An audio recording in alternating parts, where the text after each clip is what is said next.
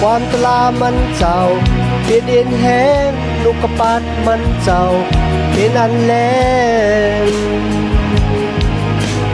เนื้อพัวเนื้อสากเขาตั้งเฮาไปอยู่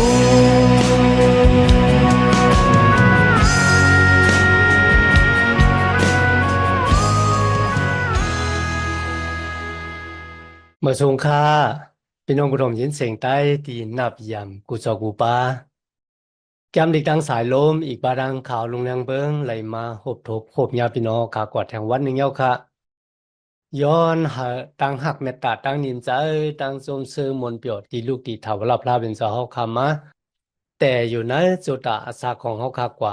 หังผ่าหังมันสิกรรมค่ะพี่น้องค่ะมีคนจะจัดเจ้าคือหลาตีพระเป็นเจ้าเสเนเขาตีว่าจังไหนก็ไรเนาะตีพระเป็นเจ้าเสเนว่าเป็นก้นหนกก้นตือไหนเนี่ยมีคนจะจัดเจ้าคือหลาในกัมพาโลกาลงเนี่ยจอมหนังเดียวกันเลยหันตีมีแต่หมายไว้ในสมัยแก้มดิพระเป็นเจ้าในค่ะนะก้นมิวอิเซล่าเป็นก้นดีพระเป็นเจ้าห้องเขาว่าเป็นก้นหนกก้นตือไหนเขาว่ามีนางยิงป้ากันกายอยู่ตัวหน้าวัวยก็คนใจก็ป้ากันลูกเครื่องผูกจ่อยก็คุบหมู่ไว้สากูกวายวัวไว้เสนั้นเดมีปางชาของคนมิวอิเซลายก็ลอยซีนาค่ะลอยหอรับเนี่ยนะลอยซีนาที่โมเสสขึ้นกว่า5 ปีญาตลา10 ปานั่นนะอยู่ตั้งหลังเขาก็เป็นเรื่องนั้นนะวันเหมือนไงค่ะพระเป็นเจ้ามีอมิงที่โมเสสฮาลาดนี่คนมิวอิเซลาคนจุบหลังค่ะเขาเลยหู้ลองของปู่หมอนนายหมอนของเขาหรือเช่นนั้นก็เขาเลยหู้ลองตั้งที่พระเป็นเจ้าไลเฮ็ดมีสั่งหลายๆไหนเมื่อเขาหันตั้งอย่างเมียดของพระเป็นเจ้าปุ่นดาเขาได้มีตั้งมันจาในตั้งหักเมตตาของพระเป็นเจ้าในแก้มันโฮตลาคานเก่าแต่จะเอาข้อที่7ตัวบ่ถึงคาน10คาน11ตัวบ่ถึงข้อ14กันนะ3 คานกันเนาะคานเก่าคาน10คาน11ข้อ1ตัวบ่ถึง14ในวันเมื่อในเฮาก็ได้มาเรียนรู้ก็ซ้อมกันว่าพระเป็นเจ้ามีอมิงฮะโมเสลาดเนโกนมิวอิเซลาติตึกหาเตเข้ากว่าหุบซิมแลนดินคานาอันแลนดินกติสจานั่นน่ะโมเสสเลยสั่งเขาไว้จึงหนังในคันนะนักคัน8คันเนาะโมเสสเลยลาดว่าสู่ดังหลายหลู่ไลคุกจะไลหลู่ไลมาดไลต้องอย่าลืมสู่ดังหลายหลู่ไลอยู่เสกูยำพระเป็นเจ้าสู่ดังหลายหลู่ไลยุกยองยอพระเป็นเจ้านะครับมาถึงคันที่เก่าข้อที่7ในคันนะโมเสสลาติกุลมิวอิเซลาทั้งหลายว่าเขาสู่ดังหลายเนี่ยคุกจะไลตั้งหักของพระเป็นเจ้าพี่น้องค่ะคนมิวอิเซลาเลยเห็นหูตั้งหักของพระเป็นเจ้าที่ป้าเขาออกป้นมนต์หลอดเสตั้งกันเป็นขี้ขาข้าวตั้ง430 ปีเนี่ยมันไม่ใช่ก็เบอร์เขาเป็นก้นหลีอันจะว่าเขาเป็นเจ้าเจ้าคือที่เย็นแง่น่ะเนี่ยมันจะกุยกะมันเป็นก็เปิดตั้งหักของพระเป็นเจ้าและตั้งอันพระเป็นเจ้าเปิดทิ้งกติสัจจะที่เลยปันไว้ที่ปูหมอนของเขาในเป็นรองดีลำรองอายี่ยที่สุดที่เขาหลู่เลยคุกจะไล่ตั้งหักของพระเป็นเจ้าที่มีต่อเจ้าเจ้าคือของเขาแล้วก็อาณาตันโคของพระเป็นเจ้าที่เลยป้าเขาออกเมืองอียิปต์มาลอยเพอุปาสิบเมียวกวยมกาค่ะมาถึงน้ำปังหลายแรงพระเป็นเจ้าก็เพน้ำปังหลายแรงออกแล้วก็ให้เขาไปเนลินแห้งมีน้ำผายซ้ายผายขวาปกตังไว้ลงมาทมเขาอันนี้อ่ะเขาคุกจะอะไรอาณาหมุนพุงตันโคของพระเป็นเจ้าเลยอย่าไปลืมตั้งอันพระเป็นเจ้าเล่งหลูลุมลาเขาเล่งหลูลุมลาจะเห็นค่ะล่ะข้าวตั้ง40 ปีพี่น้องโกน2 ล้าน บาทค่ะนะพระเป็นเจ้าเล่งอ่ะข้าวตั้ง40 ปีฮัลโหลเหมือนในบอกว่ามีแขกมาเหล่เฮิรนเขาหมอกให้ปากหนึ่งเลยนะมูดีกว่าเขานำตั้งกินทีละค่ะนะเขาว่า แสงยาก็ยังเด็มบอกใครฮัดฮาบกันนะง่ายๆกันเนาะอันนั้น2 ล้านปลายกันนะพระเป็นเจ้าเลี้ยงเขาก็พูดถึงนั้นอย่าไปลืมนาในกันนะตั้งกินตีสุเลยกินนั่นมันนั่นจะเขานำตั้งกินหมักไม่หมักดอกตีผูกในเมืองโกนเนี่ยกุ้ยกับมันลูกตีเมืองกลางเอาตกลงมาเขาห้องว่าเขามุนหมาหน้าหมาหน้ามันบอกว่าไอ้สังค่ะหมาหน้าก็มันบอกว่าอีสังก็เบอร์เขาหู้ว่ามันเป็นอีสังค่ะเขาก็ห้องว่าหมาหน้าเมื่อเจอสู้มาเกิดในโลกาเนี่ยค่ะ 所以สู้ก็เลยลาดนี่เขาว่าเขาเป็นตั้งกินตีลูกตีเมืองกลางเขามาปูมอนสู้เนี่ยกินข้าวมุนหมาหน้าเย้าเขาก็ตายกว่ากุ้ยกับก้นก็เลยก็เย้าตีกินเขาเนี่ยครับทีนั้นมันจะว่าเขากินเนื้อกินเลือด所以สู้แต่ๆกันนะมันเป็นปุ่งประมาณมันว่าเพราะว่าเขาอยู่มาตั้มใจนะ所以สู้เขาเต็มตายก็เบื่อ所以สู้เป็นตั้งกินอันเจ็ดอันมันตีลูกตีเมืองกลางเขามา โมเสสมีอมิ่งที่กวนจูบหลังเลยว่าเฮาสูอย่าไปลืมตั้งอันพระเป็นเจ้าหลอมดูลุ่มล้านเลี้ยงสูมาในข่าวดัง40 ปีและสูอย่าลืมอ่อนดังดีสูเดเข้ากว่าหุบซิมแผ่นดินคานาอันมันบอกว่ามีแผ่นดินปุนดาตูเจ้าเก่าตีอยู่ที่เศร้าพอมีแผ่นดินมันก็หลุมมีหมายมีปักเปิงอ่อนดังดีสูเดมีแผ่นดินนะพระเป็นเจ้าปันปิญญาตรา18ที่สูปุณดาสูเดมีดังศึกษาจำเจ้าจอมพระเป็นเจ้าจึงหนังหือหลุเลยเฮ็ดต่อมันเจ้าจึงหนังหือยกว่าปุณดาสูหนังกันโกนหนังกันเนี่ยหลุเลยเฮ็ดต่อกันจึงหนังหือเมื่อละตีลีเฮ็ดเมื่อละตีมลีเฮ็ดเมื่อละตีหลวงเงิงเวพระเป็นเจ้าเป็นผู้ที่ปันปิญญาตราที่สูปุณดาสึงจุงวันเมืองของสูเตกัดเย็นแย้มสะปุณดาหน้าหอหน้าเฮือนของสูปุณดาจื้อจัดเจ้าคือของสูติกัดเย็นแย้มสะยกติเลหับพรลีมังกลามาพระเป็นเจ้าปันปิญญาตราที่สูสุโลหักมันเจ้าสุโลอยู่เสกูยำมันเจ้าเลยสุโลซื่อโยต่อมันเจ้าหรือเช่นนั้นเหมือนกันนะครับพระเป็นเจ้าจีอย่างพ่อแม่ของสูจึงหนังพี่น้องข้าเจ้าแต่ค่ะนะในเถื่อนแรงลงเนี่ยฮัลโหลเขาดังหลายลูกเพื่อนพระเป็นเจ้าพระเป็นเจ้าก็จีอย่างเขาแต่ค่ะนะพี่น้องข้าเจนจาด้วยค่ะนะโกนเขาเนี่ยขี้ลืมเหมือนว่าเนี่ยตัวที่ไหนค่ะที่ในโมเสสใครเนี่ยคนมีอิสราเอลว่าสูดังหลายหนกตือมอกาเนี่ยพ่อแม่ปู่หมอนสูดังหลายเนี่ยมันหนกมันตือมอกาเนี่ยเขาเดลัดในสูอันนั้นโมเสสเอาลองดังดีปอปอกเป็นมาป้นมาเจ้านั่นน่ะขึ้นไข่เนี่ยคนจุบหลังค่ะนะว่าเขาดังหลายลูกเพื่อนพระเป็นเจ้าตาเสกอะมันเหมือนเชิงว่าตั้งแต่เขาได้ถ่อมโซ่บอกว่าพระเป็นเจ้ามีแต่ค่ะนะในเขาดัง40 ปีเนี่ยเขาลูกเพื่อนตาเสกนะครับเตจ้าดีร้อยซีนาร้อยหอรับในค่ะนะที่พระเป็นเจ้าโมเสสขึ้นกว่าปิงยับตะลา10 ปะโมเสสขึ้นกว่าเนื้อร้อยนั่นน่ะ40 วัน40ขึ้นมันเลยกินเขากินน้ำครับพี่น้องสุดต้องเติ่งหาพระเป็นเจ้ายก็ห้าบปิงยับตะลา10 ปะตีเหนือแคบมากิน2 แคบตีพระเป็นเจ้าแต้มเลยมือของมันเจ้าในก็เขาขาดเลยเฮียนมาอยู่นะตับหลุดซ้ำขึ้นแทงกันเนาะโมเสสลาตีก้นจูบมาในว่าเขาไม่ไปตันลงมานะอุมอนของสุดังหลานเนี่ยหาว่าเขาตายอ่ะโอ้ยป้ากันเฮ็ดโวคำขึ้นมาแล้วว่านั่นอ่ะพระของกนเมียวอิสราเอลที่ป้าสู่ออกเมืองอียิปต์มาเฮ็ดวัดกูก่อยมันลูเครื่องปลูกจอบันมันเลยป้ากันเฮ็ดปล่อยเฮ็ดลามเฮ็ดลองตั้งอันโกเกิกตั้งอันลีหังเอเซตลุยดังที่ตึกหาอยู่ตาลอยหอลับลอยซีน่ะที่เขายามันผ้าแม่ผ้าผ่าแล้วก็มีเสียงของพระเป็นเจ้าออกที่ไพ่มาตึกหาอยู่ที่ตีนลอยนี่ก็ค่ะนะเขาบนลูกขึ้นพระเป็นเจ้าลาติโมเสสว่าลงกว่าแล้วโกนของสูเลยลึกเพื่อนเฮาเนี่ย โมเสสใครเนี่ยร้องได้ดีคนสุบหลังว่าตัวเนี่ยจื้อจัดเจ้าคือของสูเนี่ยมันเป็นโกนหนกโกนตือเต่ๆเนี่ยมันบอกว่าจังครับมันจะโกนเมียวอิสราเอลก็ขันนะพี่น้องค่ะเขาขาปลาค่ะนะโกนกูเจ้าคือเนี่ยกันนะมันบอกว่าจังกันนะ มันป่องวันในตู่กวนเฮาเนี่ยว่าให้เสียกวนงอกำผาลูกเพื่อนอ่ำถ่อมสู้บอกความพระเป็นเจ้าคณะมันมีสภาวะที่จังพระเป็นเจ้าอยู่ในตู่ของกวนกูก่อกวนจังผีเนี่ยมีเอกอะกุยกับกวนจังพระเป็นเจ้าในมีนำน่ะก็เพราะว่ามันมีสภาวะตั้งอันจังพระเป็นเจ้าอยู่ในตู่กวนเฮาพระเป็นเจ้ากินข้าวยามบุญน่ะได้พึกเขาให้เขามันใจเต้ๆว่าหรือสิพระเป็นเจ้าป้าเนี่ยมีพระต่างสู่ต่างปะพระของคนมิวอียิปต์ที่เขาเฮ็ดวัดหุนนางสร้างทู่นั่นน่ะเขาเฮ็ดขึ้นมาจนหนังตั้งวนเจอใครเจอเขาเขาเฮ็ดขึ้นมาโยก็เขาสว่างเจอบันมันว่ามันเป็นพระ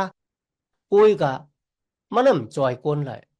มีโซก่อมหมอลัดกว่ามีหูก่อมเลยยินมีตาก่อมหมอด้วยหันมีคูลังก่อมด้วยเจ้ามีโซก่อมหมอลัด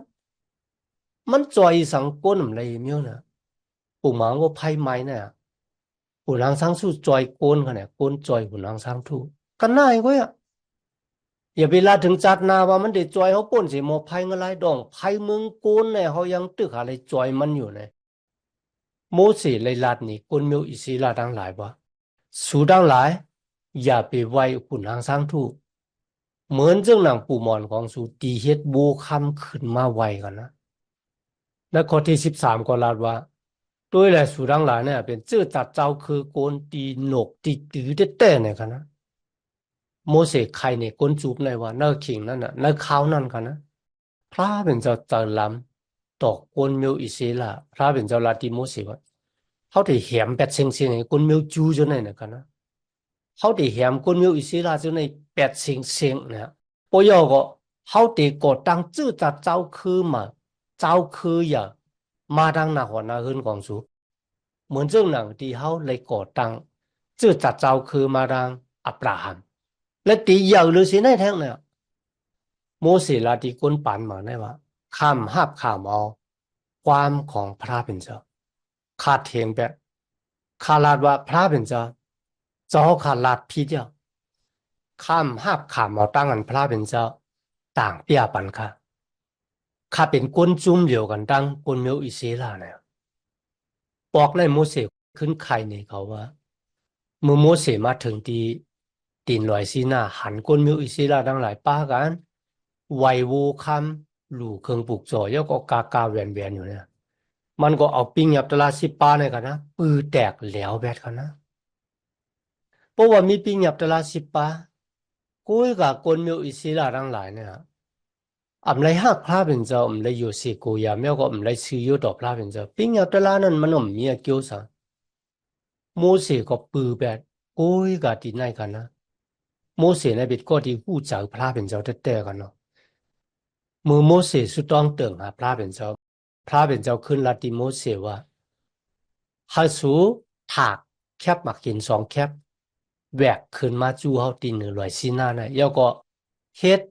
ตึกตาปฏิเงียนบุญดาเดสั่งปิญญับตลาสิป้าไว้บ้านเนี่ยพี่น้องค่ะบอกในก็โมเสสเลยขึ้นกว่าอยู่100 ซีนานั่นแทง40 วัน40 คืน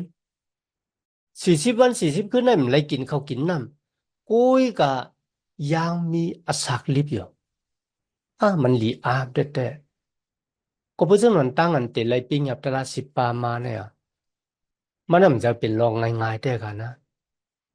พี่น้องค่ะโมเสสลัดนี่กุลมิวอิสราทั้งหลายว่าพระเป็นเจ้าของเขาเนี่ยเป็นพระเป็นเจ้าที่หลีจังวัวระแบดมันเจ้าจังวัวระแบดเลยมันเจ้าหลีหังเอเสต่อวัวระแบดก็เหมือนกันมันเจ้าได้ปันตามโกนดีเฮ็ดวัวระแบดก็เป็นเรื่องเลยพระเป็นเจ้าห้ำแต่กันนะคนมิวอิสราดิมเลยถอมาความพระเป็นเจ้าเนี่ยพระเป็นเจ้าจีอย่างปันตามแต่นะนวันมันเนี่ยค่ะมีเสียป้าหนึ่งค่ะเขาเป็นเสียอุปเจเจ้ามาหลายปีเขาเลยหันก้นอยู่มาตั้มเจนในจุยสู้หยอกเล่นจอมพระเป็นเจ้าค่ะเขาไม่เลยหักพระเป็นเจ้าโยก็เขาก็ไม่เลยโยเสกูยันหยอกเล่นจึงขนาดนี้ปิ้งหยับตลาพระเป็นเจ้าห้ามไว้เมียวในมันเป็นวัวระเบียดเมียวในมันดีเฮ็ดไหนเขาตาบหมดค่ะก็เล่นกรรมะตนากิริสะเป็ดเหรียญอยู่เสกูยัมโปแม่ในเฮ็ดตรงกับกูเมียว กำลึงสุดก็เสียป้าในลาดว่าข้ารู้เขาหนาเนี่ยก็เขาเลยขำดังกันจีอย่างได้แต่เนี่ยก็เพราะฉะนั้นครับพระเป็นเจ้าป้าในกันนะมันเจ้าหลีหังเอเซตวัวดแปดและมันเจ้าติดปั่นต่ำวัวดแปดอามานการเป็นเพราะว่าพระเป็นเจ้าปั่นสติเอายังตึกหาเฮ็ดอยู่ติ๊กๆกันนะพระเป็นเจ้าตักเตจีอย่างอามานการเป็นโมเสสขึ้นลัดนี่ที่เขาว่าอาหล่นนั่นก็พระเป็นเจ้าก็ญาติแหมมันเป็นเหมือนกันนะครับกุยกับเฮาสุดตองย้อนหาพระเป็นเจ้าปดวางควางหลอดปันมันเนี่ยที่นั่นโมเสสลัดนี่คนจูบในว่าวายเสียนั่นค่ะนะโมเสสเอาวัวคำนั่นนะกวักขึ้นแล้วเป็นผองแล้วก็ปล่อยลงในแม่น้ำถ้าคนมีอิสราอะไรกินน้ำหุนหางสร้างทูนั่นนะอ้าวพี่น้องเขาค่ะมันดีหังเอเสเต้แต่ค่ะนะในคานเก่าข้อที่24เนี่ยมีไว้ว่าสูดังหลายเป็นก้นที่ลุกขึ้นต่อพระเป็นเจ้าตาเสแต่เจ้าเอาข้าวหู้จักสูมาเนี่ยมันบอกว่าแต่เจ้าอยู่ในเมืองอีกิบุนนะลุกขึ้นพระเป็นเจ้าตาเสมีเสวันครับวะนะที่เขาไล่ซื้อโยต่อพระเป็นเจ้า ที่ไหนครับมือพระเป็นเจ้าลัดว่าที่แหมคนไม่อุศิลาตายยก็ติกดตังจื้อตัดเจ้าคือมาเจ้าคืออย่ามารังโมเสสนะโมเสสสุดต้องตึงหาพระเป็นเจ้าพระเป็นเจ้าแค่นดอกคุกจะเลยคนหับเจ้าค่ะอับราฮัมอิสากยาคูบเสกัมเลยเขาเมื่อเขาอ่านที่นั่นมันเหมือนเรื่องว่าโมเสสเนี่ยปั่นตั้งแก้มที่พระเป็นเจ้ากันนะ พระเป็นเจ้าดีกาเพราะว่าเจ้าข้าเห็นคนมีอิสระตายเสียงบนเนี่ยจริงมาได้เป็นคนเมืองอียิปต์ก็ยาคนหนังเจ้าคือก็ยาเขาได้ลาดว่าพระเป็นเจ้าเนี่ยป้าเขาออกเมืองอียิปต์มาไล่เสตาก็กุ้ยกะหมอป้าเขาเข้าก่อนนะเรียนดินคานาอันมันเจ้าจังเขายาก็มันเจ้าแหมเขาตายเป็นในเถื่อนแรงลงเนี่ยเพราะเป็นเรื่องหนังไหนบ่เนี่ยจริงโกนดังหลายติดทางเรียกรูหลายพระเป็นเจ้าเนี่ยพี่น้องค่ะ พระเป็นเจ้าก็ถ่อมสู้บอกความโมเสสหรือเช่นนั้นก็โมเสสลาดว่าพระเป็นเจ้าขาดอะไรเฮ็ดผิดเขาเนี่ยครับเจ้าลาดผิดนะก็เบอร์สังล่ะนะเจ้าขาดลาดว่าคนมีอิสระเป็นคนของข้าและคนมีอิสระเนี่ยข้าเป็นก็ที่ป้าเขาออกเมืองอียิปต์มาโมเสสลาดว่ามันนำเจ้าค่ะเจ้าขาดลาดผิดคนมีอิสระเป็นคนของเจ้าข้าก็เป็นคนมีอิสระก้อนหนึ่งกันนั่นก็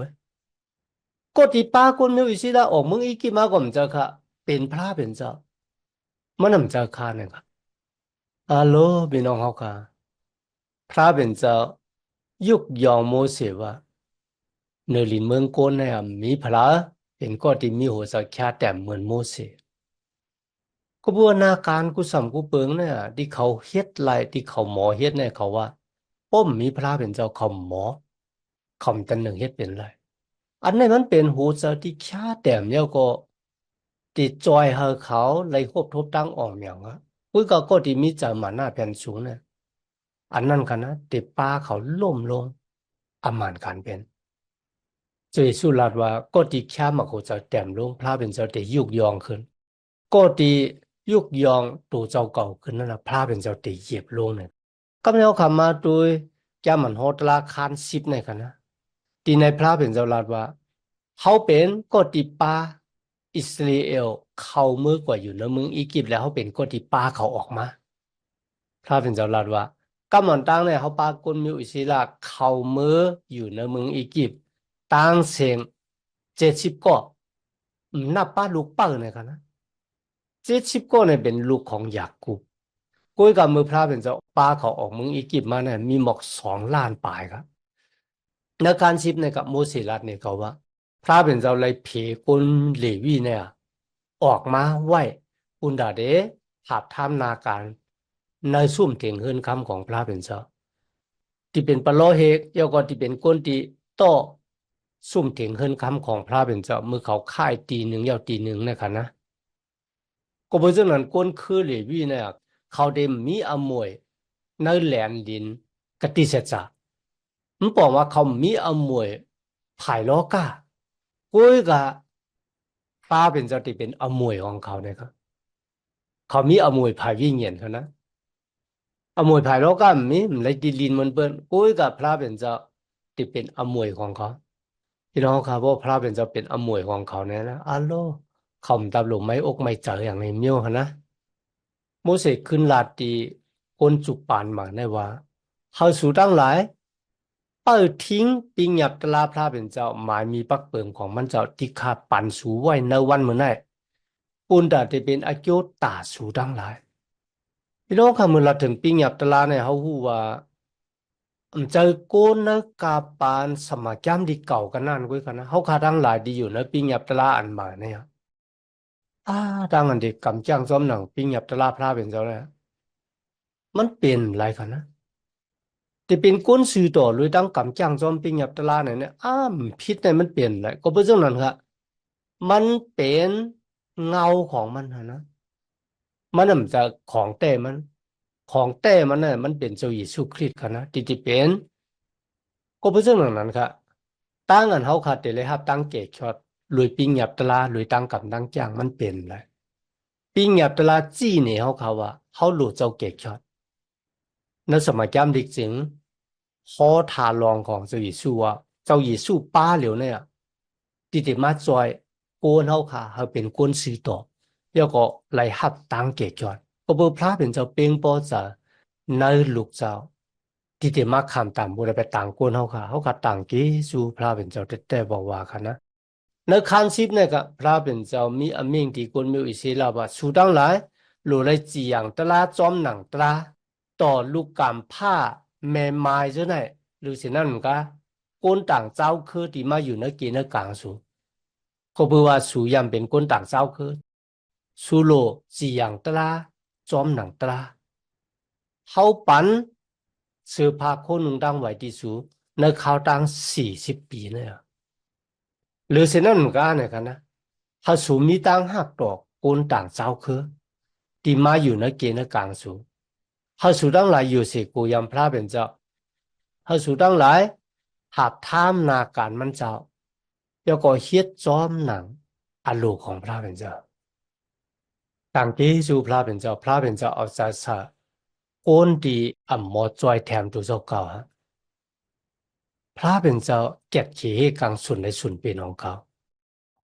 สั่งโกนมิวอิศิลาไว้จึงหนังไหนคะนะกับแนวขามาถึงคาน11ในคะนะ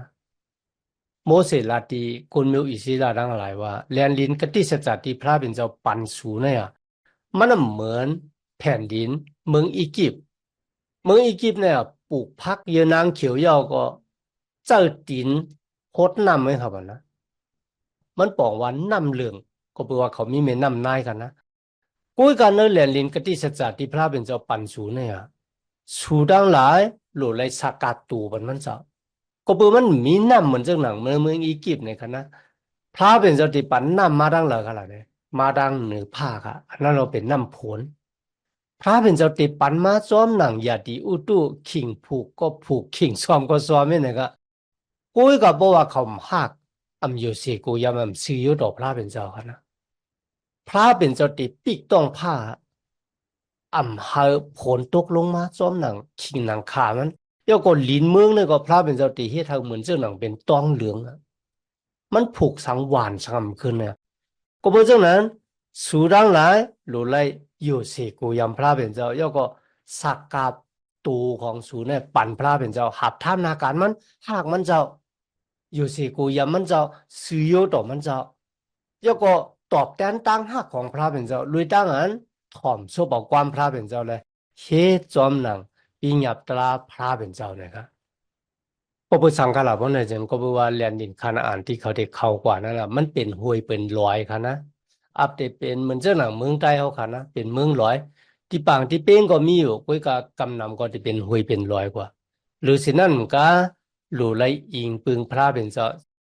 แต่มีน้ำผลจอมหนังยติอุตุของมันค่ะนะหลู่ไรอิงปึงอาโกพระเป็นเจ้าหรือสินั่นก็พระเป็นเจ้าก็ปันกติสัจจาว่าเขาได้ปันพรดีมังลาที่สู ว่าจะเป็นหมักข้าวต้มน้ำมาหมักจะปีดว่าน้ำมันว่านะหรือสินั่นก็ผงสัตว์ดิกสารของสูดังหลายก็เต็มมีเยียวยากินอิ่มในเขาพี่น้องค่ะเจ้าเต้กันนะในวันเหมือนในจอมหนังเดียวเขาหูคนมีวิศีลาเขาหากเลยอยู่สิกูยำพระเป็นเจ้าพี่น้องค่ะโอนตังกำผาโลกาลงเนี่ยป้ากันกว่าเห็นป้ายปลูกซ้อม ที่เมืองอิสราเอลค่ะซึ่งจึงวันเมืองขึ้นอย่าเหมือนสูงก็ยังกว่าเห็นป้ายปลูกซ้อมที่เมืองอิสราเอลเครื่องเจ้าเครื่องตื้อป้ายปลูกซ้อมของเขาก็มันแค่มันหลีได้แต่อันนั้นน่ะก็เบอเขาอยู่เสกูยามพระเป็นเจ้าพระเป็นเจ้าจึงปันพรดีมังกลาดีเขาก็เพราะฉะนั้นนะวันเหมือนในกันนะอำว่าเขาแต่อยู่ในสึงจึงวันเมืองที่มักมีหลีเปลี่ยนหาคู่ของอะไรมาง่ายๆจึงหนัง